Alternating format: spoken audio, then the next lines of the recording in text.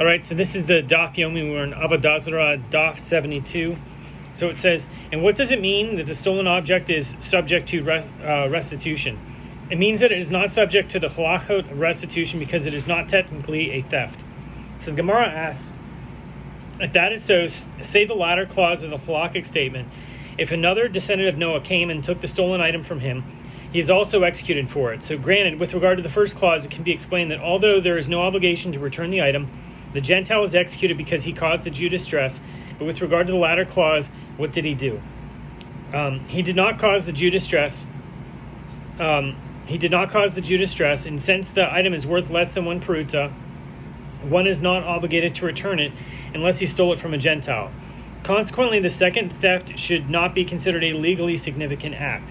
So rather, should one not conclude from it that one pulling an item acquires it in a transaction performed by a Gentile? Accordingly, the actions of both the first and second Gentiles are legally significant acts of theft for which they are liable to be executed. The Gemara affirms, conclude from it that this is so. The Gemara relates, there was an incident involving a certain man who said to another, if I sell this land, I will sell it to you. And they performed a formal act of acquisition to ratify the agreement. He went and sold it to another person. Rav Yosef said, the first one has acquired it. Abai said to them, but he did not fix a price with him for it. And from where do you say that whenever the people involved in the transaction did not fix a price, the buyer has not acquired the item, even if they performed a formal act of acquisition? It is from that which we learned in the Mishnah, in the case of a Jew who sells his wine to a Gentile, if he fixed a price before he measured the wine into the Gentile's vessel, deriving benefit from the money paid for the wine is permitted. But if the Jew measured the wine into the Gentile's vessel, thereby rendering it forbidden, before he fixed a price, the money paid for the wine is forbidden. The Gemara asks, what halachic conclusion was reached about this matter? The Gemara interjects, what is meant by the question, what halakhic conclusion was reached about this matter? The conclusion is, as we have stated, that it is evident from the Mishnah that the acquisition goes into effect only after the price is fixed.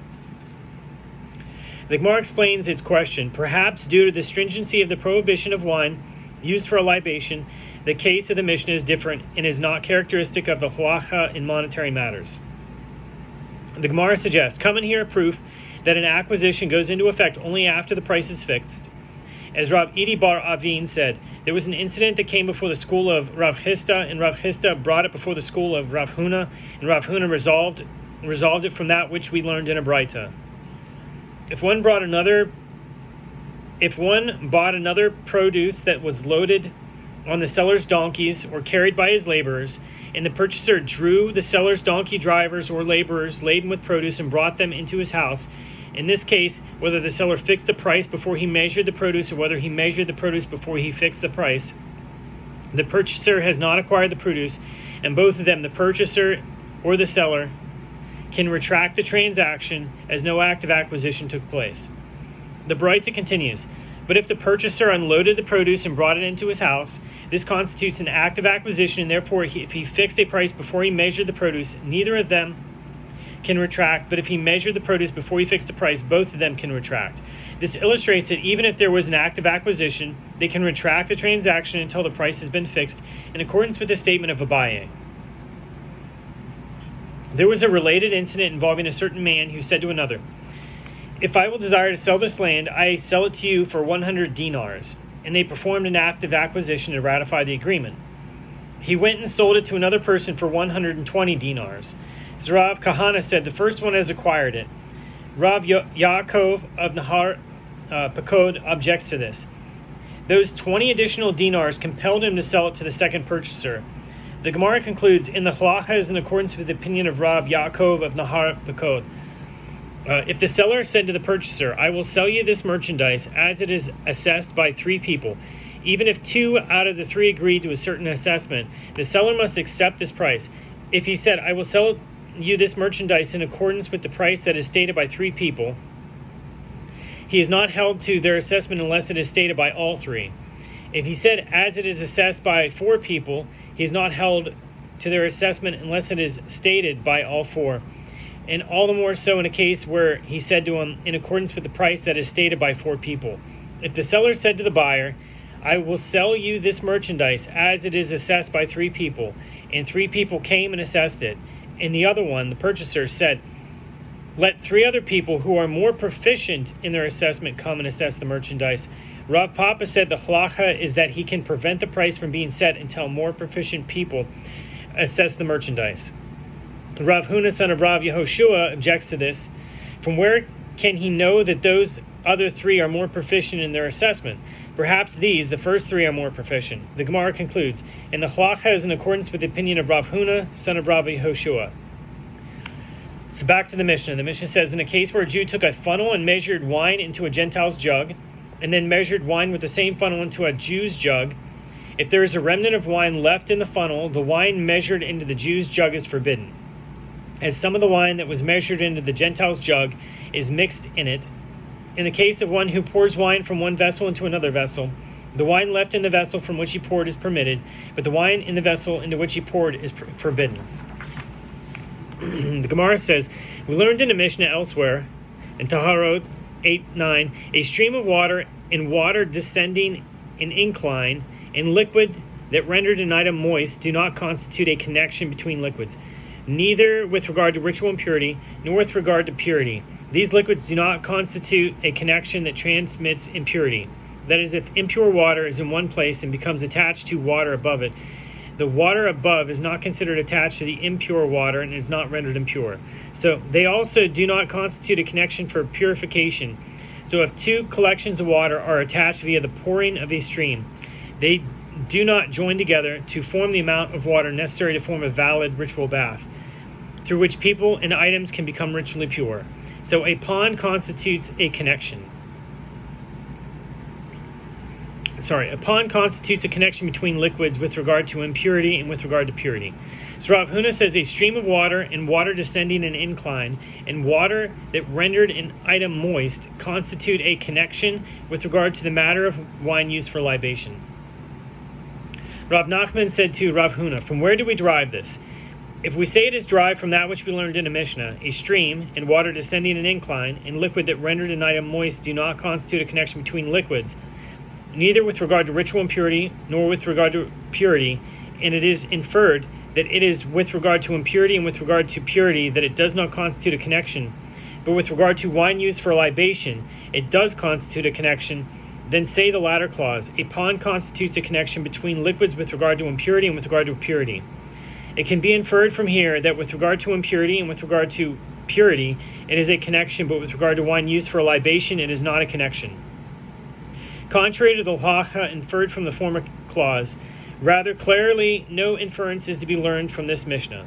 The Gemara attempts to bring proof for Rav Huna's opinion from that which we learned in the Mishnah here. In a case where a Jew took a funnel and measured wine into a Gentile's jug, and then measured wine with the same funnel into a Jew's jug, if there is a remnant of wine left in the funnel, it is rendered forbidden. In what manner is this remnant of wine rendered forbidden? Is it not by the stream of wine going down from the funnel into the Gentile's vessel, thereby connecting the Gentile's vessel and the funnel and rendering the wine in the funnel forbidden? Conclude from it that a stream constitutes a connection. So Rabbi Chia teaches that the Mishnah is referring to a situation where the wine in the Gentile's jug rose and reached the funnel. The Gemara infers, but in a case where the wine in the jug did not rise and reach the funnel, what is the halacha? It is not forbidden. Therefore, resolve the dilemma and conclude that a stream is not a connection. The Gemara rejects this inference. No, Rabbi Chia means to say that in a case where the wine in the jug rose and reached the funnel, you can resolve the dilemma and conclude that it is forbidden. But with regard to a stream, the dilemma remains unresolved. The Gemara suggests, come and hear a proof from the second topic discussed in the Mishnah. In the case of one who pours wine from one vessel into another vessel, the wine left in the vessel from which he poured is permitted. The Gemara infers, but the stream of wine between the 2 vessels is forbidden. Conclude from it that a stream constitutes a connection. The Gemara raised an objection to this proof. If a stream constitutes a connection, even the wine inside the vessel being poured from should also be forbidden. The Gemara responds to this objection. This is not difficult. It is the case where the one pouring the wine interrupts the flow, so the reason the wine in the vessel being poured from is permitted is that the stream is interrupted. but in any case, a stream is considered a connection. The Gemara rejects the proof. According to your reasoning, say that there is an inference from the latter clause in the Mishnah. It is the wine in the vessel into which he poured that is forbidden, due to the forbidden remnant of wine in the funnel, but by inference, the stream of wine between the two vessels is permitted. Contrary to the conclusion from the previous clause, rather, no inference is to be learned from this Mishnah. The Gemara suggests, come and hear another proof from a Baraita. In the case of one who pours wine from a barrel into a wine cistern containing forbidden wine, the stream of wine coming from the rim of the barrel downward is rendered forbidden. Evidently, a stream constitutes a connection.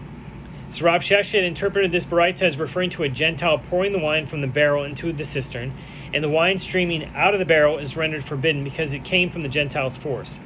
That is, the stream was powered by the Gentile's action. So if a Gentile moves wine, the wine is forbidden, even if the Gentile did not touch it. The stream is not rendered forbidden by virtue of its connection to the wine in the cistern. The Gemara raised an objection to this interpretation. If the reference is to a Gentile who pours the wine, even the wine inside the barrel is rendered forbidden, because the Gentile is also powering the movement of the barrel itself. So the Gemara responds to this objection. The halacha that a Gentile's force renders wine forbidden is by rabbinic law. With regard to the wine that is poured out of the barrel, the sages decreed that it is forbidden, but with regard to wine that remains inside the barrel, the sages did not decree that it is forbidden. The Gemara relates accounts of how the sages ruled concerning this matter. So Rav Hista said to certain wine retailers, when you measure wine for Gentiles, pour with interruptions, rather than in a smooth, steady stream, or toss it out in a single action that does not create a steady stream. So Rava said to certain wine pourers, when you pour wine, do not let a Gentile approach to help you, lest you let your guard down and rest the vessel in the Gentile's hands, and the wine will emerge due to his force and will be rendered forbidden.